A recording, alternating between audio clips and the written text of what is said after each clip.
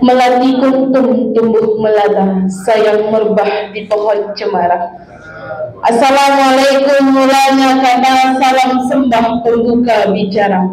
Assalamualaikum warahmatullahi wabarakatuh.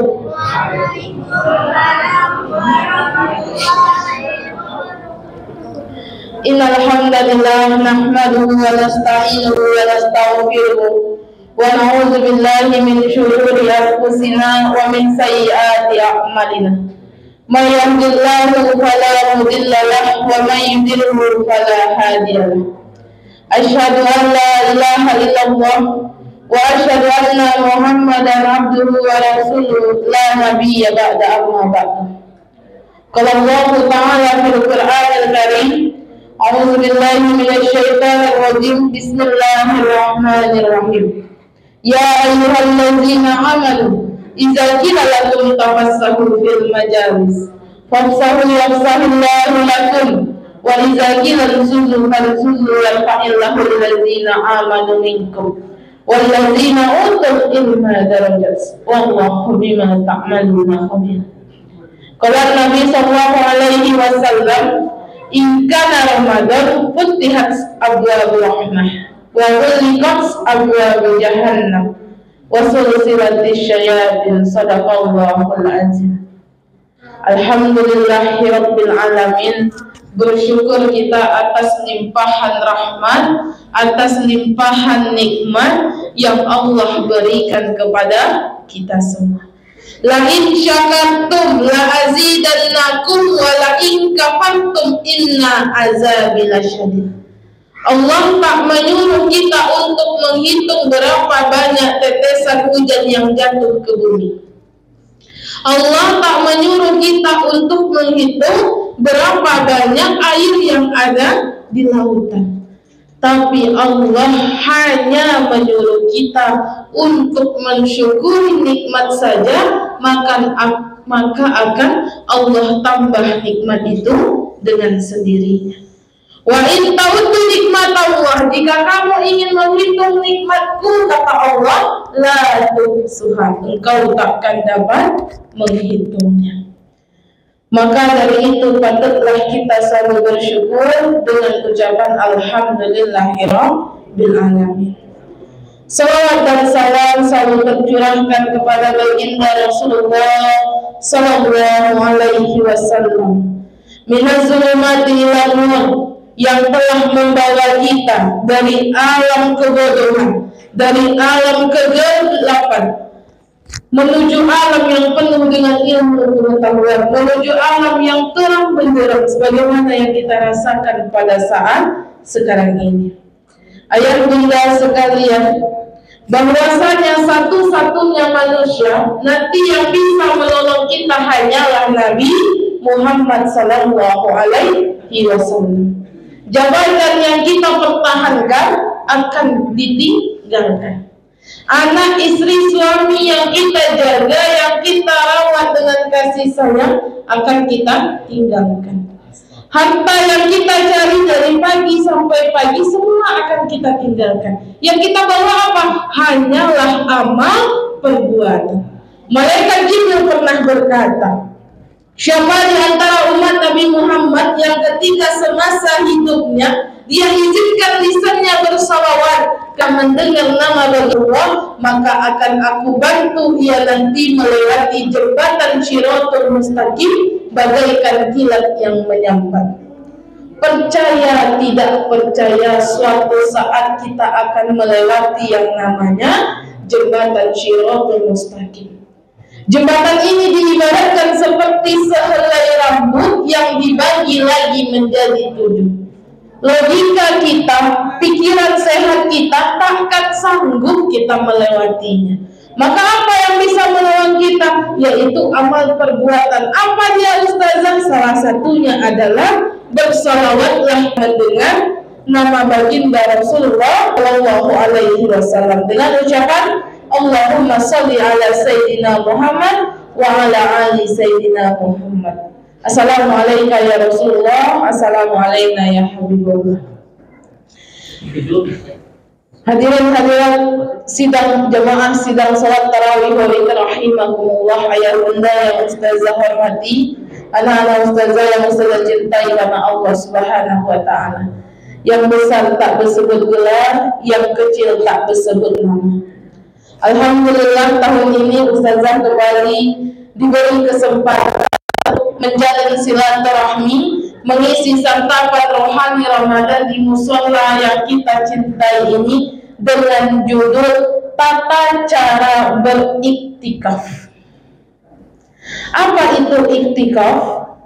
Iktikaf secara bahasa artinya berdiam diri, menetap. Menetap secara bahasa bisa jadi menetap kepada perbuatan yang baik atau kepada perbuatan yang buruk. Menetap kepada perbuatan yang hak maupun yang batin. Kalau seandainya nanti ayah bunda dikasih tahu sama suami, abang Handa, abangku tercinta, di mana engkau? Saya sedang beriktikaf, tapi dengan suara musik. Itu bukan iktikaf maksudnya, Bu. Iktikaf sesuai ajaran Islam adalah berdiam diri di masjid, menunaikan ibadah, menunaikan syariat-syariat agama Islam. Rasulullah apabila telah datang bulan suci Ramadan, maka dia tak akan meninggalkan yang namanya iktikaf. Iktikaf Rasulullah ini dia melaksanakan baginda kita, Rasulullah kita melaksanakan iktikaf itu dimulai dari hari ke-11 sampai batasnya ada dua pendapat, ada sampai malam takbiran ketika sudah berkumandang Allahu Akbar, Allahu Akbar, maka berhenti Rasulullah. Atau yang kedua, ada yang mengatakan sampai setelah sholat subuh, setelah pagi sebelum kita melaksanakan sholat Idul Fitri. Ada juga yang mengatakan Rasulullah itu tak berhenti iktikaf di 10 malam terakhir. Kenapa? Karena ada tujuannya, yaitu mengejar malam Lailatul Qadar. Ya ayyuhallazina amanu kutiba alaikumusiyam kama kutiba alal ladzina min qablikum la'allakum tattaqun. Ayat ini turun bukan hanya menjelaskan, bukan hanya menganjurkan kita untuk berpuasa.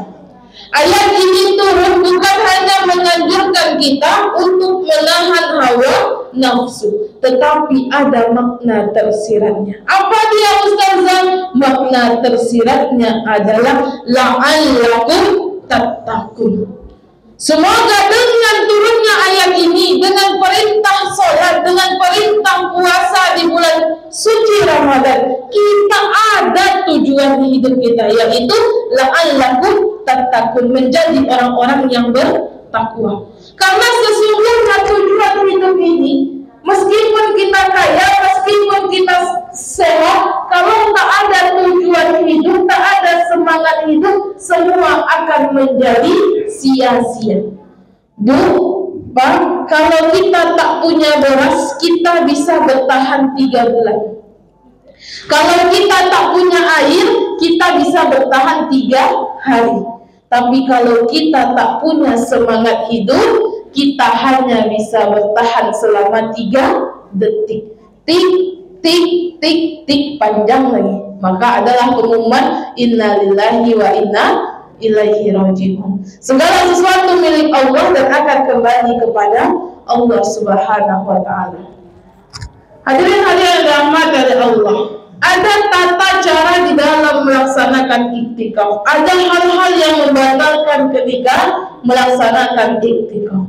Iktikaf tidak boleh berjunub atau melakukan hubungan suami istri.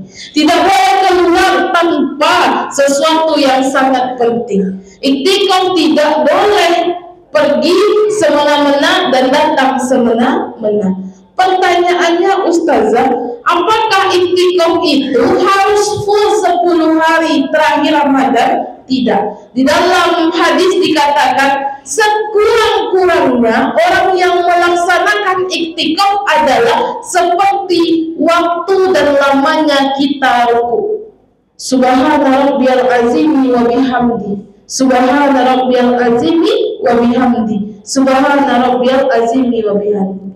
Berapa perkiraan kita membaca itu? Kira-kira 1 menit, maka itulah batas minimal seseorang melaksanakan iktikaf. Iktikaf apakah hanya berdiam diri di masjid, meneng-meneng saja? Tidak. Ada ketentuan dan ada yang harus kita lakukan. Apa saja Ustazah? Yang paling utama adalah sholat. As-salatu imaduddin, as-salatu miftahul kulli khairin. Sholat itu tiang dan agama. Sholat itu adalah kunci dari segala kebaikan. Ustazah, bagaimana kalau kita sholat tapi masih rajin berzina? Bagaimana kita sholat masih membuka aurat? Bagaimana kita masih sholat tapi rajin menggosip? Atau bahkan memiliki rasa dendam yang tak bisa dimaafkan? Allah itu luar biasa. Islam itu agama yang sempurna. Di dalam agama Islam Allah perintahkan, Allah ciptakan 2 malaikat yang mencatat amal baik dan amal buruk. Allah tidak menyatukan, Allah memisahkan mana yang hak dan mana yang batil. Memang yang paling baik itu sholat tapi jujur.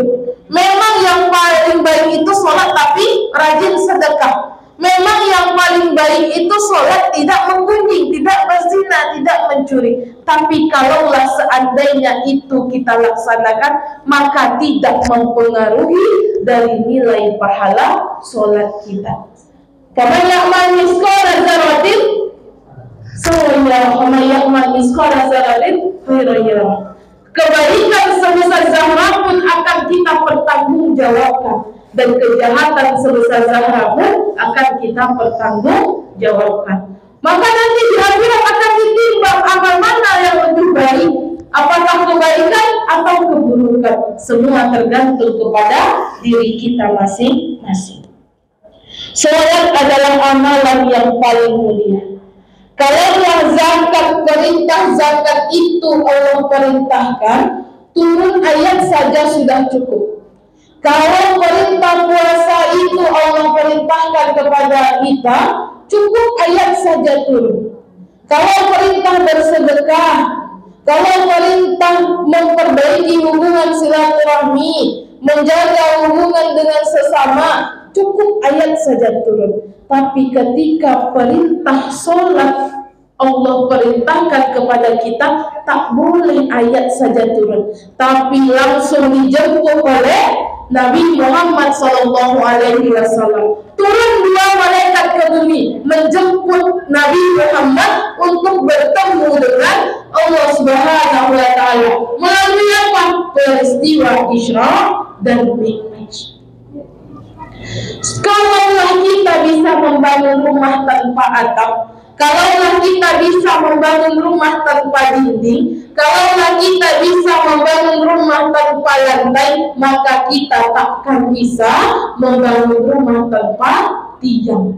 Bagaimana suatu bangunan itu mau kokoh kalau tidak ada tiangnya? Kita mau masuk surga tapi kunci dan passwordnya kita tak punya, maka akan menjadi sia-sia. Kalaulah kerja hanya sekedar kerja, kerbau di sawah juga kerja. Kalaulah hidup hanya sekedar hidup, kera di hutan juga hidup. Kita manusia, kita bukan kera, kita bukan kerbau, kita adalah manusia, makhluk yang paling sempurna, makhluk yang diberi oleh Allah akal dan pikiran. Maka bedakan kita dengan hewan, bedakan kita dengan tumbuhan. Satu-satunya alasan yang membuat kita malas sholat hanyalah malas. Kenapa? Di dalam agama Islam, apabila seseorang itu tidak sanggup sholat secara berdiri, maka boleh dengan duduk. Kalau dia tak sanggup dengan duduk, boleh dengan berbaring. Tak sanggup juga ustazah, boleh dengan isyarat kedipan mata. Tak sanggup juga, maka boleh dengan isyarat di dalam hati. Karena apa? Tingkatan kebaikan, tingkatan suatu amalan itu ada 3. Yang pertama dilaksanakan dengan badan, dengan perbuatan.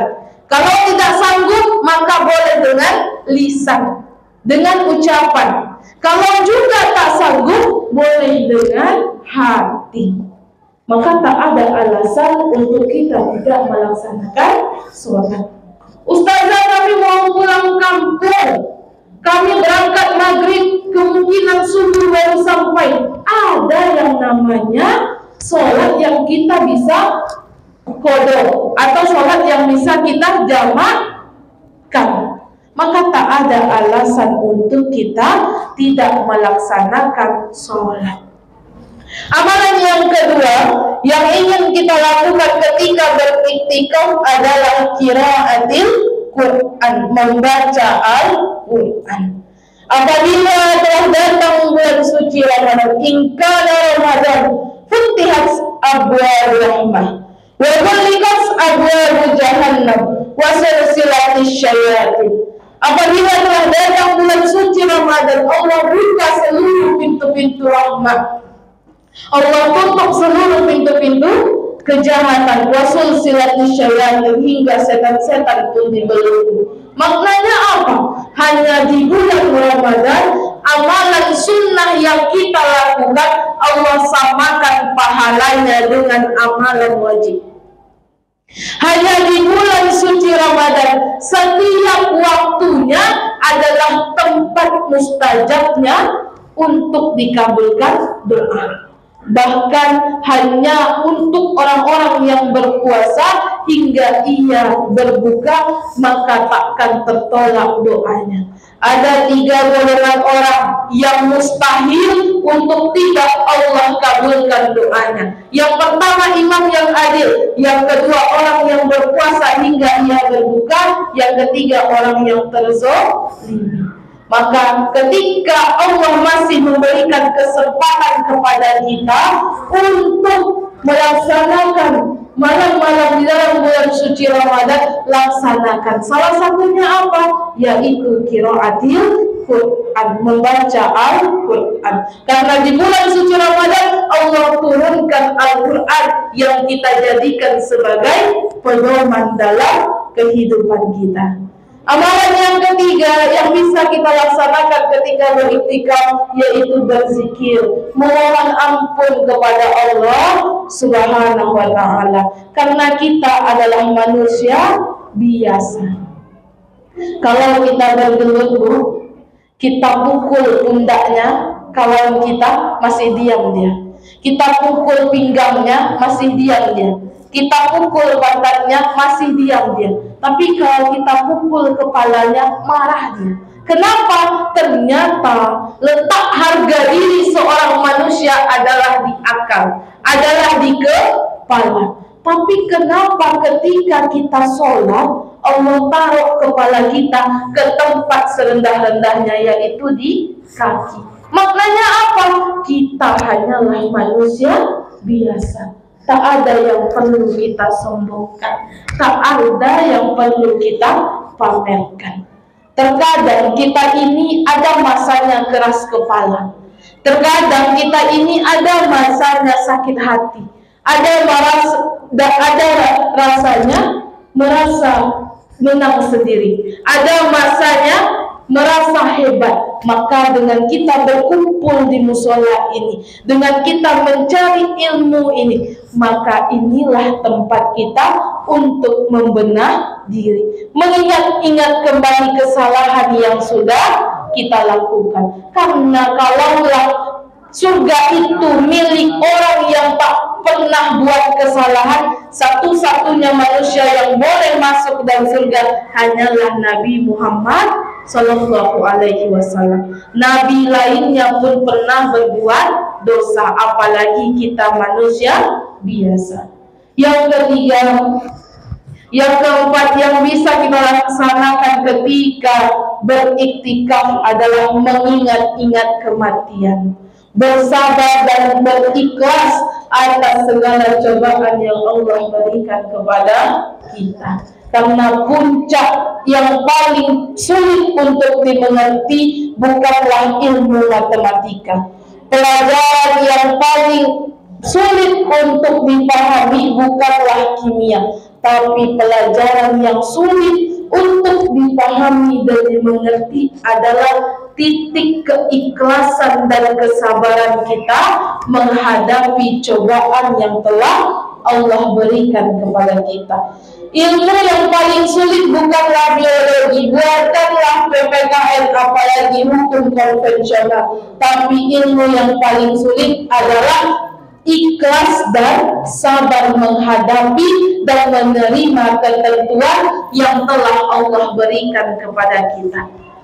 Meskipun payung tak bisa menghentikan hujan, tapi setidaknya dengan kita memakai payung, kita bisa tak basah meskipun berada di tengah hujan. Meskipun sabar dan ikhlas bukan menjamin kita menjadi orang yang menang, tapi setidaknya dengan kita sabar dan ikhlas, kita diberi kekuatan dalam menghadapi cobaan yang Allah berikan. Kalau kemenangan itu milik orang yang paling banyak kerjanya, maka tukang bangunanlah pemiliknya. Kalau kemenangan itu milik orang yang pintar akalnya, maka dosen gurulah pemenangnya. Kalau kemenangan itu milik orang yang parasnya cantik, maka perempuanlah pemenangnya. Kalau kemenangan itu milik orang yang gagah, milik orang yang kuat, maka bapak-bapak yang laki-laki lah pemenangnya. Tapi kemenangan bukan diukur dari seberapa banyak hartamu, bukan diukur dari seberapa hebat dirimu, tapi diukur dari seberapa besar kesabaran dan keikhlasan kita dalam menerima ketetapan yang telah Allah berikan kepada kita.